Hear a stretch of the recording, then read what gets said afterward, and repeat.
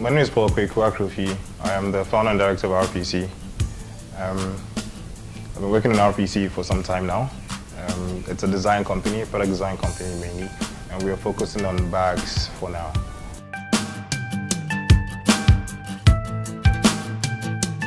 So my work primarily involves kind of with concepts and ideas for a collection. Let's say in a particular season we have, like I said, we're focusing on bags, so we come up with concepts and designs. We try and figure out, what our target market would ideally be looking for, and then we do sketches and ideas around those things. We try and we're basically looking at utilitarian bags, so we're looking at bags that are functional. So we come up with what would a particular bag be used for? What's the ideal use scenario? Who's the person going to use it? What kind of materials we're going to go for? And the look and feel of it. Yeah. So basically that's what my job involves. So coming together with a team and deciding what to do.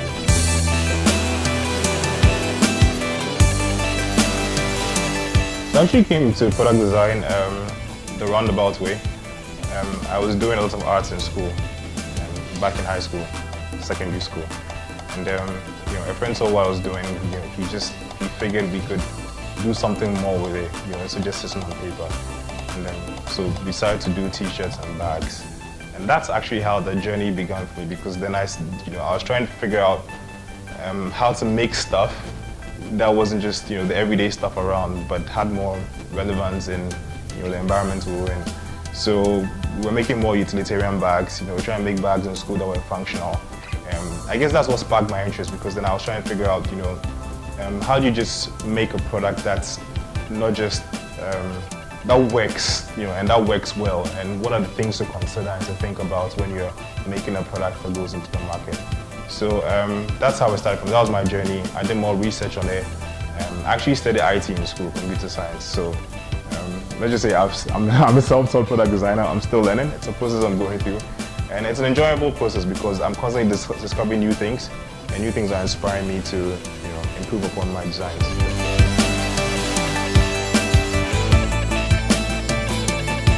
I mean, creativity is paramount. I think, especially with where we are in this part of the world, without being creative, you're just going to stagnate or find yourself, in a box. And you have to be able to basically improvise a lot, look at things that aren't really around, and connect certain things that ideally wouldn't be even thought of. So without being creative, it's going to be very difficult to build this sort of a business, to make the sort of quality you're looking for. And creativity and national development, for instance, even a business and how to set up your proper business models and all those things involve creativity, and you're trying to build like a sustainable business, etc. And all of those factors are important. And without creativity, you can't put those things together now to help build a nation and provide employment and basically project the name of the nation as far as you want.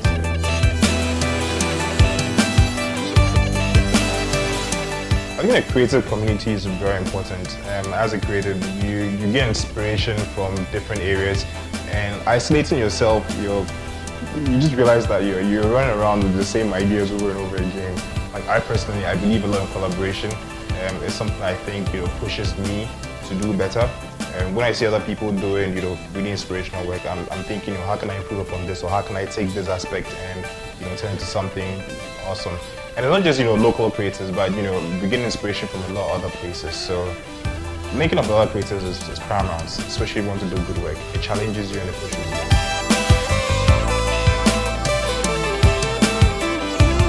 So education is essential. You can have raw talent and decide to do stuff based on raw talent, but education helps to shape your ideas and to basically inform you on what's been done over the years. You realize that there's a lot of things that can help to curate your ideas properly and translate them more efficiently into what you're trying to do. And so, I mean, I'm self-taught. I keep on learning.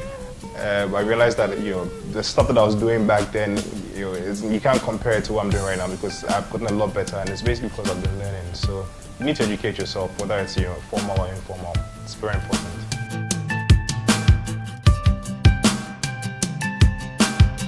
It pays. It pays. I would say it pays because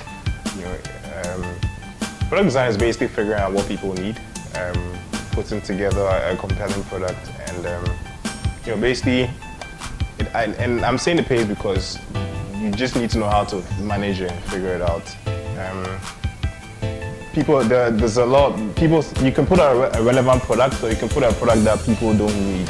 You understand? And that way, if you put out something that nobody needs, then you're not solving a problem. You're not providing an essential or a need or something. And if you don't provide something that people need, then obviously you're not going to make any money because nobody's going to get it. But when you provide something that's compelling, that's well made, that people can credit tell a lot of thought and effort has gone into it, it pays. It pays a lot.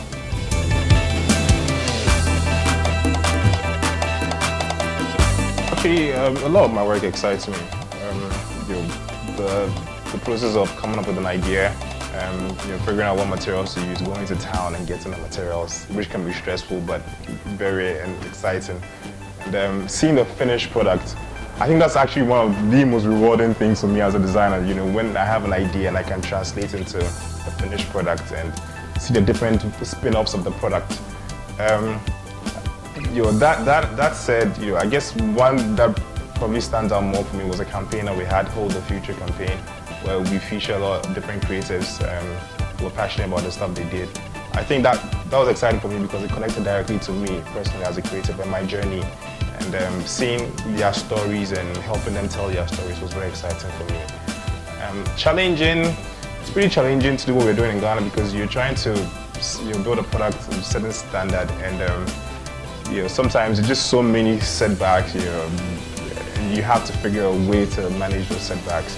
But I think the challenging aspects is what makes it more rewarding when you see a final product. It's like, wow, I made that.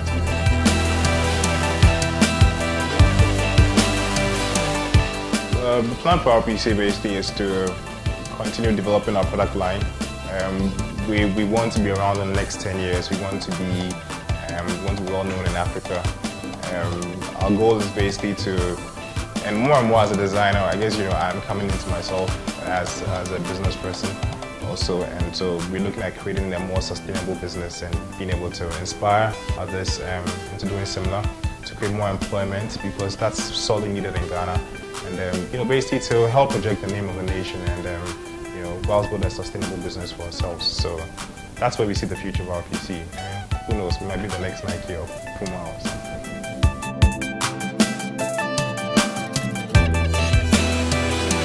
So for me, I would say that, irrespective of what you want to do, there are two things that are very important, which is you have to be passionate and you need to be focused on what three things and committed.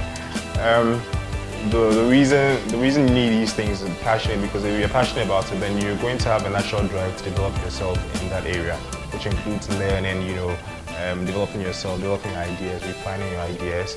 And when you're focused, all that learning and all that passion goes into one area, and you realize that you're getting better and better in that area. And then when you're committed, that's what takes you through the really tough times, because that's going to come along. And it makes you're able to build a stronger foundation for what you're trying to do. So figure out what you want to do, stay focused, commit to it, and be passionate about it. And irrespective of what you're doing, eventually it does well, it does really well. So that's what I have to say to you.